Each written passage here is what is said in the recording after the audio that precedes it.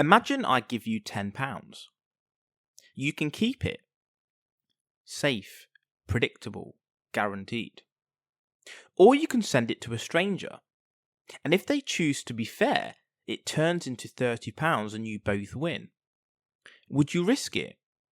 Or would fear quietly convince you to hold back?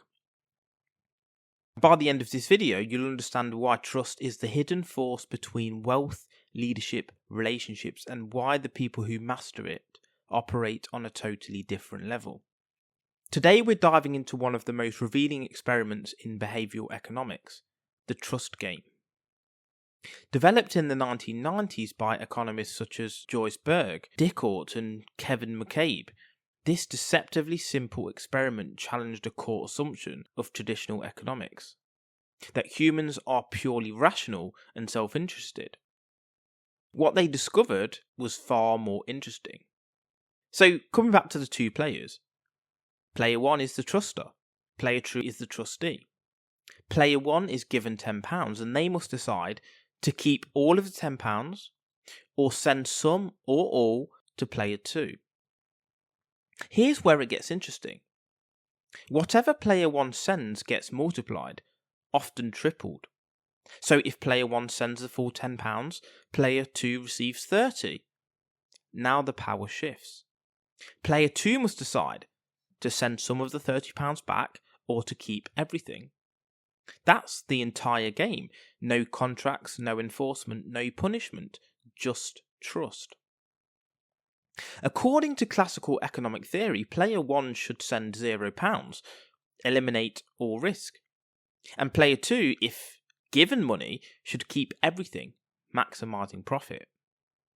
In theory, the game should collapse instantly. No trust, no cooperation, no multiplication of value, just defensive self-protection.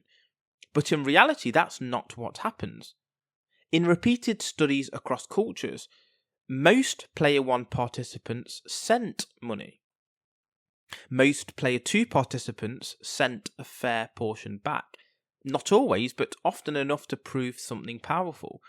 Humans are not wired purely for selfish maximisation. We are wired for reciprocity. We care about fairness, reputation, social belonging, moral identity, and future interaction. Even when anonymity is guaranteed, people frequently choose cooperation. And that's extraordinary. When trust is reciprocated, your brain rewards you.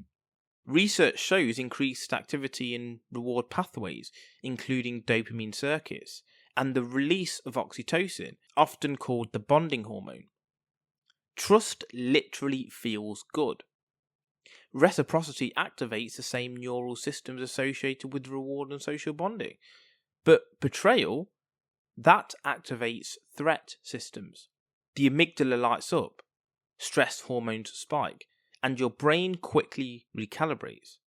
Don't do that again. This is why betrayal feels disproportionately painful. It's not just financial, it's neurological. The genius of the trust game isn't the £10, it's the multiplier. Trust creates surplus value.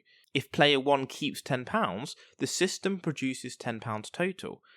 If player 1 trusts and player 2 reciprocates, the system produces 30, and both benefit. That's economic growth in miniature. High trust societies generate more business formation, more investment, more collaboration, and lower transactional costs. Low trust environments, contracts grow longer, lawyers get richer, innovation slows, and defensiveness dominates. Trust is economic infrastructure. So let's bring this to your life.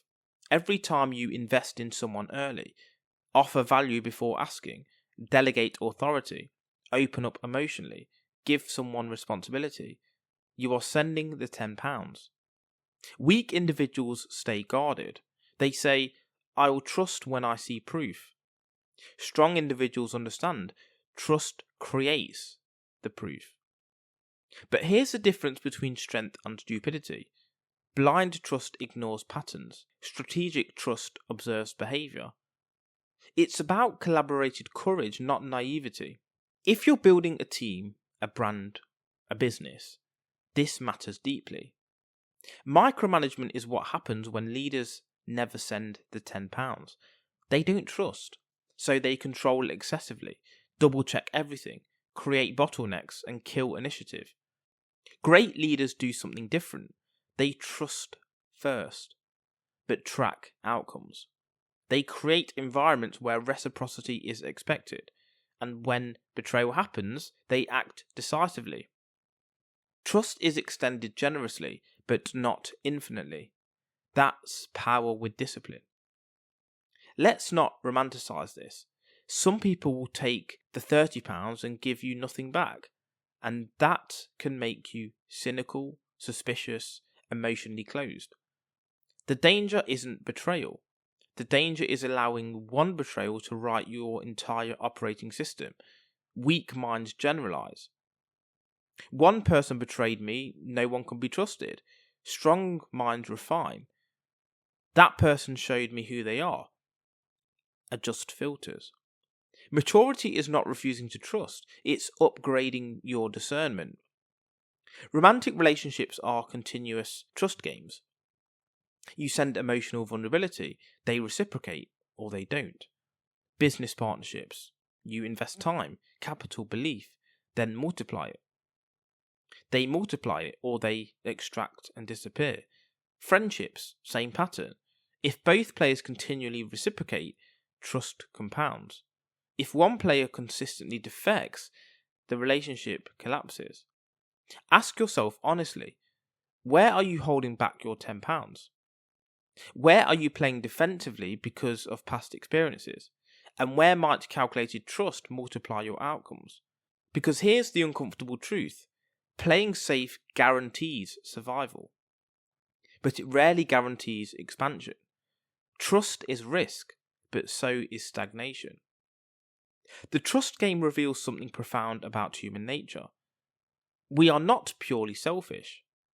We are conditionally cooperative. We want fairness. We reward fairness.